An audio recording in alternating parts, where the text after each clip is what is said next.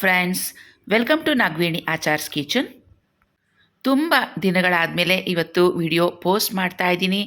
ಅದಕ್ಕಾಗಿ ನನ್ನ ಕಡೆಯಿಂದ ಸಾರಿ ಕೂಡ ಹೇಳ್ತಾ ಇದ್ದೀನಿ. ಈ ದಿನಗಳಲ್ಲಿ ಸ್ವಲ್ಪ ಬ್ಯುಸಿ ಇದ್ದೀನಿ. ನನ್ನ ವೇಟ್ ಲಾಸ್ ಪ್ರೋಗ್ರಾಮ್ ನಡೀತಾ ಇದೆ. ಸೊ ನನ್ನ ವೇಟ್ ಲಾಸ್ ಪ್ರೋಗ್ರಾಮ್ನಲ್ಲಿ ನಾನು ಬ್ಯುಸಿ ಇರೋದಾದ್ರಿಂದ ವಿಡಿಯೋ ಕಡೆ ಹೆಚ್ಚಾಗಿ ಗಮನ ಕೊಡೋದಕ್ಕೆ ಆಗ್ತಾಯಿಲ್ಲ.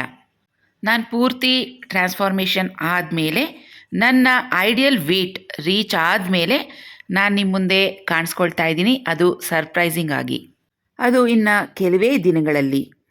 ಸೊ ಈ ವಿಡಿಯೋದಲ್ಲಿ ಸಾಂಬಾರ್ ಪುಡಿ ಮನೆಯಲ್ಲಿ ಹೇಗೆ ಈಸಿಯಾಗಿ ತಯಾರಿ ಮಾಡ್ಕೋಬೋದು ಅಂತ ನೋಡೋಣ. ಅದು ಮಿಕ್ಸಿಯಲ್ಲೇ ನಾವು ಸಾಂಬಾರ್ ಪುಡಿಯನ್ನು ತಯಾರಿ ಮಾಡ್ಕೋಬೋದು. 200 ಗ್ರಾಮ್ಸಷ್ಟು ಧನಿಯಾ, 200 ಗ್ರಾಮ್ಸಷ್ಟು ಒಣಮೆಣಸಿನ್ಕಾಯಿ ತೊಗೊಂಡಿದ್ದೀನಿ. 150 ಗ್ರಾಮಷ್ಟು ಗುಂಟೂರು, 50 ಗ್ರಾಮಷ್ಟು ಬ್ಯಾಡಿಗೆ ತೊಗೊಂಡಿದ್ದೀನಿ ಕಲರ್ಗೋಸ್ಕರ. ಹಾಗೆಯೇ ಇದ್ರ ಜೊತೆಗೆ ಸುಮಾರು ಒಂದು ಚಿಕ್ಕ ಟೀ ಕಪ್ನಲ್ಲಿ ಕಡಲೆಬೇಳೆ ತೊಗೊತಾ ಇದ್ದೀನಿ. ಈ ಟೀ ಕಪ್ ಅಳತೆ ಅಂದರೆ 100 ಗ್ರಾಮ್ಸಷ್ಟು ತೋರಿಸುತ್ತೆ.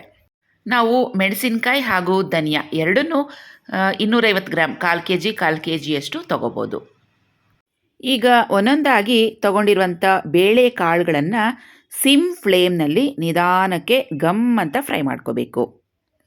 ಈಗ ಕಡಲೆಬೇಳೆ ಫ್ರೈ ಮಾಡಿದಾಗಿದೆ. ಅದೇ ಸೇಮ್ ಮೆಷರ್ಮೆಂಟ್ನಲ್ಲಿ 100 ಗ್ರಾಮಷ್ಟು ಉದ್ದಿನ ಬೇಳೆಯನ್ನು ಫ್ರೈ ಮಾಡ್ಕೊಳ್ಳೋಣ. ಎಲ್ಲ ಬೇಳೆಗಳನ್ನು ಸಿಮ್ ಫ್ಲೇಮ್ನಲ್ಲಿ ಫ್ರೈ ಮಾಡ್ಕೋಬೇಕು. 100 ಗ್ರಾಮಷ್ಟು ಹೆಸರು ಕಾಳು ಕೂಡ ತಗೊತಾ ಇದ್ದೀನಿ. ನಾವಿಲ್ಲಿ ಹೆಸರು ಕಾಳಿನ ಬದಲಾಗಿ ಹೆಸರು ಬೇಳೆ ಕೂಡ ತಗೋಬೋದು. ಆದರೆ ಹೆಸರು ಕಾಳು ಹಾಕಿದ್ರೆ ತುಂಬಾ ಚೆನ್ನಾಗಿರುತ್ತೆ. ಆದ್ದರಿಂದ ಹೆಸರು ಕಾಳನ್ನು ತಗೊಂಡಿದ್ದೀನಿ. ಈ ನಡುವೆ ತುಂಬ ಕಮೆಂಟ್ಸ್ ಬರ್ತಿತ್ತು. ನಾನು ಯೂಸ್ ಮಾಡುವಂಥ ಗ್ಲಾಸ್ ಜಾರ್ಸನ್ನು ಒಮ್ಮೆ ತೋರಿಸಿ, ಎಲ್ಲಿ ತೊಗೊಂಡ್ರಿ ಅಂತ ಕೂಡ ಕೇಳ್ತಾ ಇದ್ದೀರಾ. ನಾನು ಇವೆಲ್ಲ ಗ್ಲಾಸ್ ಜಾರ್ಸನ್ನು ಮಂತ್ರಿ ಮಾಲಲ್ಲಿ ಇರುವಂತಹ ಓಮ್ ಸೆಂಟರ್ನಲ್ಲಿ ತೊಗೊಂಡಿದ್ದೀನಿ. ಇದ್ರ ಬಗ್ಗೆ ಈಗಾಗಲೇ ವಿಡಿಯೋ ಕೂಡ ಮಾಡಿದ್ದೀನಿ, ಒಮ್ಮೆ ನೀವು ಚೆಕ್ ಮಾಡ್ಕೋಬೋದು. ಹಾಗೆಯೇ ಕಡಲೆಕಾಳು ಕೂಡ ಹಾಕೋಬೋದು. ಕಡಲೆಕಾಳು ಬದಲಾಗಿ ನಾನಿಲ್ಲಿ ಕಡಲೆಬೇಳೆ ಹಾಕ್ತಾಯಿದ್ದೀನಿ. ಹೆಸರು ಕಾಳನ್ನು ಸಿಮ್ ಫ್ಲೇಮ್ನಲ್ಲಿ ಚೆನ್ನಾಗಿ ಫ್ರೈ ಮಾಡಿದಾಗಿದೆ. ಈಗ ಅದೇ ಪ್ಯಾನಲ್ಲಿ 100 ಗ್ರಾಮಷ್ಟು ತೊಗರಿಬೇಳೆಯನ್ನು ಹಾಕ್ಕೊಳ್ಳೋಣ. ನಾವು ಜಾಸ್ತಿ ಪ್ರಮಾಣದಲ್ಲಿ ಸಾಂಬಾರು ಪುಡಿ ಮಾಡ್ತಾ ಇದ್ದೀವಿ ಅಂತ ಹೇಳಿದ್ರೆ ಮಿಷಿನಲ್ಲಿ ಹಾಕ್ಕೊಳ್ಳೋದು ಒಳ್ಳೆಯದು, ಮಿಲ್ಲಲ್ಲಿ. ಅದರೆಲ್ಲ ಕಮ್ಮಿ ಪ್ರಮಾಣದಲ್ಲಿ ಮಾಡ್ತಿದ್ವಲ್ವ, ಇದು ಮಿಕ್ಸಿಗೆ ಹಾಕ್ಕೋಬೋದು. ಮಿಕ್ಸಿಯಲ್ಲಿ ಹಾಕೋದ್ರಿಂದ ನಾನಿಲ್ಲಿ ಕಡಲೆಕಾಳು ಬದಲಾಗಿ ಕಡಲೆಬೇಳೆಯನ್ನು ತೊಗೊತಾ ಇದ್ದೀನಿ. ಅಂದರೆ ಈಸಿಯಾಗಿ ಪುಡಿ ಆಗುತ್ತೆ. ಆದ್ದರಿಂದ 100 ಗ್ರಾಮಷ್ಟು ಜೀರಿಗೆ ಕೂಡ ಹಾಕಿ ಫ್ರೈ ಮಾಡ್ಕೊಳ್ಳೋಣ. ಚೆನ್ನಾಗಿ ಚಿಟಪಟ ಅಂತ ಸೌಂಡ್ ಬರಬೇಕು, ಅಲ್ಲಿವರೆಗೂ ಫ್ರೈ ಮಾಡಬೇಕು. ಜೀರಿಗೆಯನ್ನು ಯಾವುದೇ ಕಾರಣಕ್ಕೂ ಸೀದಿಸಬಾರ್ದು, ಇಲ್ಲಾಂದರೆ ಸಾಂಬಾರು ಪುಡಿ ಸ್ವಲ್ಪ ಕಹಿ ಬರುತ್ತೆ. ಈಗ ಜೀರಿಗೆ ಫ್ರೈ ಮಾಡಿದಾಗಿದೆ. 100 ಗ್ರಾಮಷ್ಟು ಬ್ಲ್ಯಾಕ್ ಪೆಪ್ಪರ್, ಕರಿಮೆಣಸನ್ನು ಹಾಕಿ ಫ್ರೈ ಮಾಡ್ಕೊಳ್ಳೋಣ. ಇದು ಕೂಡ ಸಿಮ್ ಫ್ಲೇಮ್ನಲ್ಲಿ ಚೆನ್ನಾಗಿ ಫ್ರೈ ಮಾಡಿ ತೆಗಿತಾ ಇದ್ದೀನಿ. ಮೆಂತ್ಯ 3/4 ಗ್ಲಾಸಷ್ಟು ತೊಗೊತಾ ಇದ್ದೀನಿ. ಅಂದರೆ ಬೇರೆ ಎಲ್ಲ ಕಾಳುಗಳು ಬೇಳೆಗಳು 100 ಗ್ರಾಮ್ 100 ಗ್ರಾಮ್ಸಷ್ಟು ತೊಗೊಂಡಿದ್ರೆ ಮೆಂತ್ಯ 75 ಗ್ರಾಮ್ಸ್ 3/4 ಭಾಗದಷ್ಟು ತೊಗೊಬೇಕು. ಹಾಗೆಯೇ ಸಾಸಿವೆ 100 ಗ್ರಾಮಷ್ಟು ತೊಗೊಳ್ಳೋಣ. ಮೆಂತ್ಯನ ಸಿಮ್ ಫ್ಲೇಮ್ನಲ್ಲಿ ಈ ರೀತಿಯಾಗಿ ಕೆಂಪಗೆ ಫ್ರೈ ಮಾಡಿ ತೆಗೆದಿಟ್ಟಿದ್ದೀನಿ. ಗಮ್ ಅಂತ ಸ್ಮೆಲ್ ಬರೋವರೆಗೂ ಫ್ರೈ ಮಾಡ್ಕೋಬೇಕು. ಈಗ ಅದೇ ಪ್ಯಾನಲ್ಲಿ 1 ಕಪ್ಪಷ್ಟು ಸಾಸಿವೆ ಕೂಡ ಹಾಕ್ಕೊಳ್ಳೋಣ. ಸಾಸಿವೆ ಚಿಟಪಟ ಅಂತ ಚೆನ್ನಾಗಿ ಫ್ರೈ ಆಗಿದೆ. ಇದನ್ನು ಒಂದು ಪ್ಲೇಟ್ಗೆ ತೆಗಿತಾ ಇದ್ದೀನಿ. ಈಗ 1 ಗ್ಲಾಸ್ ಸೇಮ್ ಅದೇ ಮೆಜರ್ಮೆಂಟ್ನಲ್ಲಿ 100 ಗ್ರಾಮಷ್ಟು ಊಟದ ಅಕ್ಕಿ, ಸೋನಾ ಮಸೂರಿ ಅಕ್ಕಿ ಅಥವಾ ರೇಷನ್ ಅಕ್ಕಿ ಯಾವುದಿದ್ರೂ ಓಕೆನೆ, 1 ಗ್ಲಾಸಷ್ಟು ಹಾಕ್ಕೊಳ್ಳೋಣ.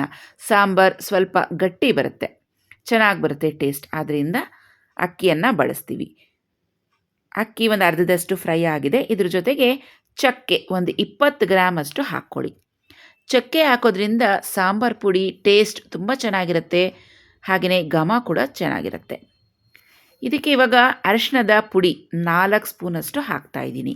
ಜಾಸ್ತಿ ಪ್ರಮಾಣದಲ್ಲಿ ಮಾಡುವಾಗ ನಾನು ಅರಿಶಿಣದ ಕೊಂಬನ್ನು ತಂದು ಅದನ್ನು ಚೆನ್ನಾಗಿ ಕುಟ್ಟಿ ಫ್ರೈ ಮಾಡಿ ಹಾಕೋತಿದ್ದೆ. ಇವಾಗ ಇದೆಲ್ಲ ಮಿಕ್ಸಿಯಲ್ಲೇ ಹಾಕೋದ್ರಿಂದ ನಾನು ಡೈರೆಕ್ಟಾಗಿ ಅರಿಶಿಣದ ಪುಡಿಯನ್ನು ಹಾಕೋತಾ ಇದ್ದೀನಿ. ಅರಿಶಿಣದ ಪುಡಿ ಹಾಕಿದ್ಮೇಲೆ ಡೈರೆಕ್ಟಾಗಿ ಸ್ಟವ್ ಮೇಲೆ ಇಟ್ಟು ಫ್ರೈ ಮಾಡಬೇಡಿ, ಇಲ್ಲಾಂದರೆ ಸೀದೋಗುತ್ತೆ. ಸ್ವಲ್ಪ ದೂರದಲ್ಲಿ ಇಟ್ಕೊಂಡು ಫ್ರೈ ಮಾಡಿಬಿಟ್ಟು ಇದನ್ನು ಒಂದು ಪ್ಲೇಟ್ಗೆ ತೆಗೆದಿಟ್ಬಿಡೋಣ, ಇಲ್ಲಾಂದರೆ ಅರಿಶಿಣದ ಪುಡಿ ಎಲ್ಲ ಸೀದೋಗುತ್ತೆ.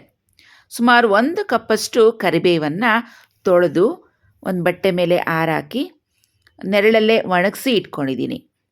ಇದು ಶೇಂಗಾ ಚಟ್ನಿ ಪುಡಿಗೆ ಅಂತ ಒಣಗಿಸಿ ಇಟ್ಕೊಂಡಿದ್ದೆ.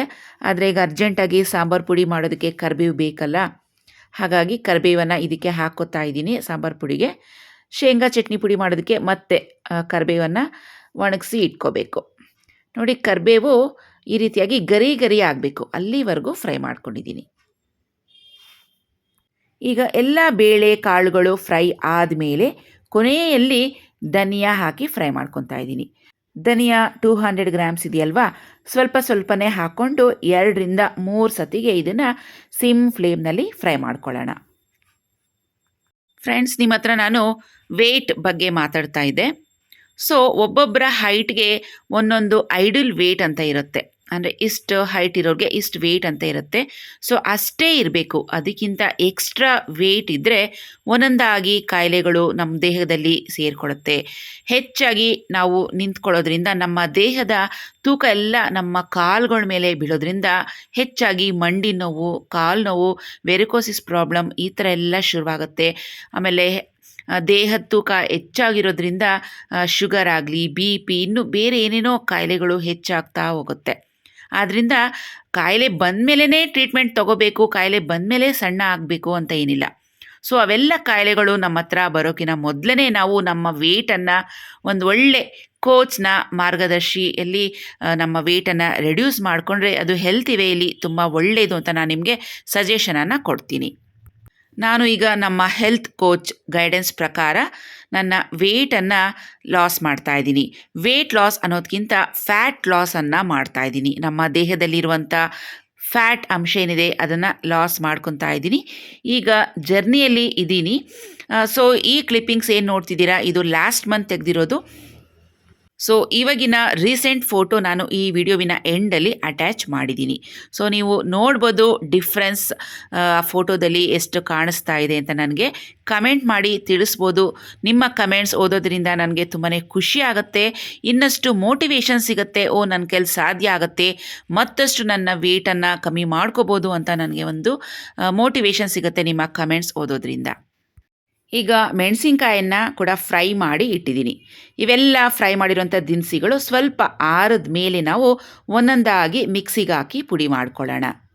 ಮೊದಲಿಗೆ ಕಾಳು, ಬೇಳೆಗಳು ಹಾಗೆ ಧನಿಯಾ ಇವೆಲ್ಲ ಫ್ರೈ ಮಾಡಿ ಇಟ್ಕೊಂಡಿದ್ವಲ್ಲ, ಇದನ್ನು ಸ್ವಲ್ಪ ಸ್ವಲ್ಪನೇ ಹಾಕ್ಕೊಂಡು ಮಿಕ್ಸಿ ಜಾರ್ನಲ್ಲಿ ಪೌಡರ್ ಮಾಡಿ ತೆಗೆದಿಡ್ತೀನಿ. ನೋಡಿ, ಹೀಗೆ ಎಷ್ಟು ಚೆನ್ನಾಗಿ ಪುಡಿಯಾಗಿದೆ ಅಲ್ವಾ. ಆದಷ್ಟು ನಾವು ಚಟ್ನಿ ಮಾಡುವಂಥ ಮಿಕ್ಸಿ ಜಾರ್ ಇರುತ್ತಲ್ವ ಚಿಕ್ಕದು, ಅದರಲ್ಲಿ ಹಾಕಿದ್ರೆ ಬೇಗನೆ ಪುಡಿ ಆಗುತ್ತೆ.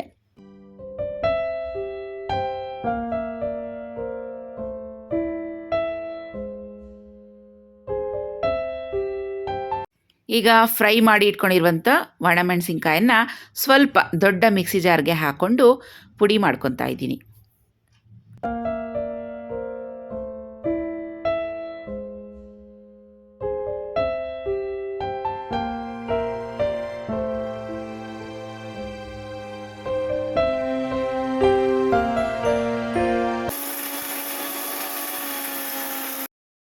ಮೆಣಸಿನ್ಕಾಯಿ ನೋಡಿ, ಸ್ವಲ್ಪ ರಫಾಗಿ ಪುಡಿ ಆದ್ರೂ ಪರವಾಗಿಲ್ಲ. ಈ ರೀತಿಯಾಗಿ ಪುಡಿ ಮಾಡಿ ಒಂದು ಕಡೆ ತೆಗೆದಿಟ್ಕೊಳ್ಳೋಣ. ಯಾಕಂದರೆ ಮತ್ತೆ ಇದನ್ನು ಬೇಳೆ ಕಾಳುಗಳು, ಧನಿಯಾ ಎಲ್ಲ ಪುಡಿ ಮಾಡಿ ಇಟ್ಕೊಂಡಿದ್ವಲ್ಲ, ಅದ್ರ ಜೊತೆ ಮಿಕ್ಸ್ ಮಾಡಿ ಮತ್ತೆ ಮಿಕ್ಸಿ ಜಾರ್ಗೆ ಹಾಕ್ತೀವಿ. ಆವಾಗ ಈ ಮೆಣಸಿನ್ಕಾಯಿ ಇನ್ನೂ ಸ್ವಲ್ಪ ಚೆನ್ನಾಗಿ ಗ್ರೈಂಡ್ ಆಗುತ್ತೆ. ಸೊ ಈಗ ಏನು ಮಾಡೋಣ ಅಂದರೆ, ಈ ಪೌಡರ್ ಮಾಡಿ ಇಟ್ಕೊಂಡಿರುವಂಥ ಮೆಣಸಿನ್ಕಾಯಿ ಹಾಗೆಯೇ ಬೇಳೆ ಕಾಳುಗಳು, ಧನಿಯಾ ಇವೆಲ್ಲ ಪೌಡರ್ ಮಾಡಿಟ್ಕೊಂಡಿದ್ವಲ್ಲ, ಎರಡನ್ನೂ ಸ್ವಲ್ಪ ಈಕ್ವಲ್ ಕ್ವಾಂಟಿಟಿಲಿ ಹಾಕ್ಕೊಂಡು ಮಿಕ್ಸಿ ಜಾರ್ಗೆ ಹಾಕ್ಕೊಂಡು ಒಂದು ಸತಿಗೆ ಮಿಕ್ಸಿ ಮಾಡ್ಕೊಳ್ಳೋಣ. ಹೀಗೆ ಮಾಡೋದ್ರಿಂದ ಮೆಣಸಿನ್ಕಾಯಿ ಮತ್ತು ಬೇಳೆ ಕಾಳುಗಳು, ಧನಿಯಾ ಇವೆಲ್ಲ ಚೆನ್ನಾಗಿ ಮಿಕ್ಸ್ ಆಗುತ್ತೆ. ನೋಡಿದ್ರಲ್ಲ ಎಷ್ಟು ಚೆನ್ನಾಗಿ ಮಿಕ್ಸ್ ಆಗಿದೆ. ಹೇಗೆ ನಾವು ಮಿಲ್ಲಲ್ಲಿ ಸಾಂಬಾರು ಪುಡಿಯನ್ನು ಹಾಕ್ಸ್ಕೊಂಬರ್ತೀವೋ ಅದೇ ಥರನೇ ನಾವೀಗ ಮಿಕ್ಸಿಯಲ್ಲಿ ಮನೆಯಲ್ಲಿ ಇನ್ಸ್ಟೆಂಟಾಗಿ ಮಾಡ್ಕೋಬೋದು. ಸೊ ನನಗೆ ಈ ಸಾಂಬಾರು ಪುಡಿ ಏನಿದೆ ಇದು 3 ರಿಂದ 4 ತಿಂಗಳವರೆಗೂ ಬರುತ್ತೆ ಆರಾಮಾಗಿ. ಯಾಕಂದರೆ ನಾವು ವಾರದಲ್ಲಿ 2 ರಿಂದ 3 ಬಾರಿ ಬೇಳೆ ಸಾಂಬಾರನ್ನು ಮಾಡ್ತೀವಿ.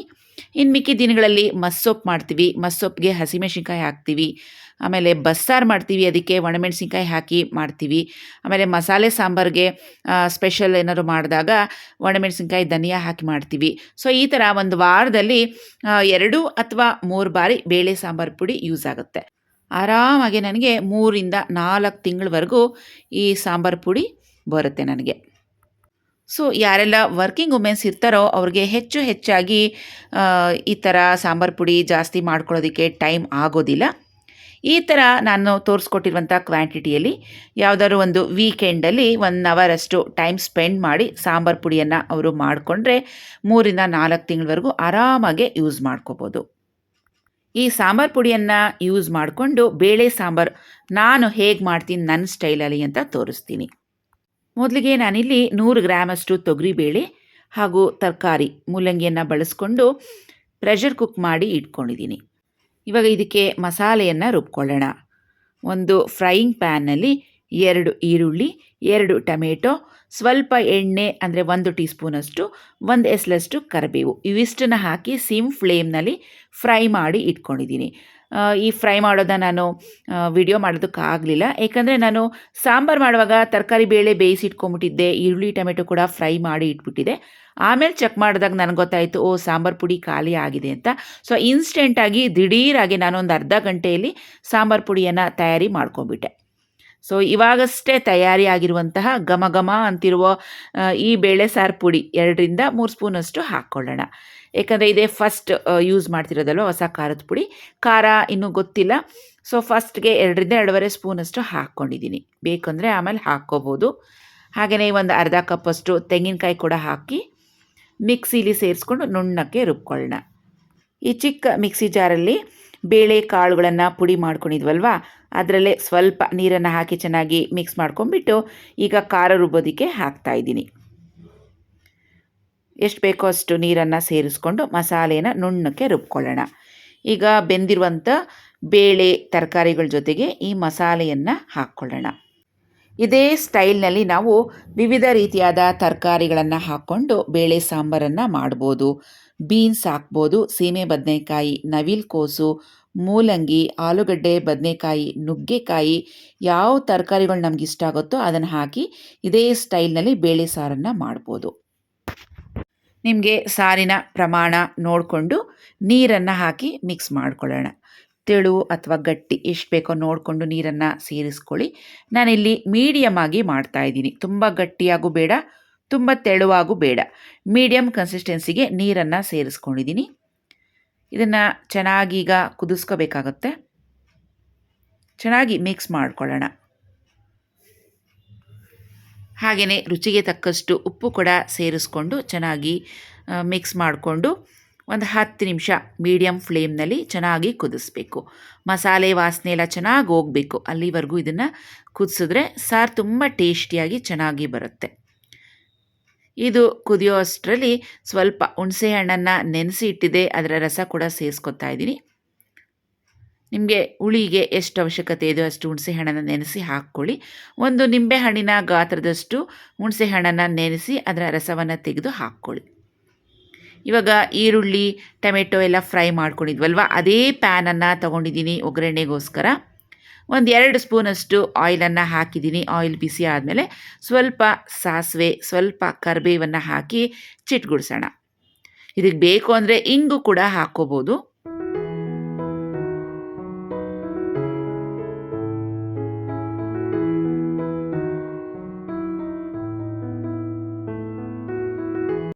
ಸಾಂಬಾರು ಚೆನ್ನಾಗಿ ಮರಳ್ತಾ ಇದೆ, ನೋಡ್ಬೋದಲ್ವಾ. ಇವಾಗ ಒಗ್ಗರಣೆಯನ್ನು ಹಾಕ್ಕೊಳ್ಳೋಣ.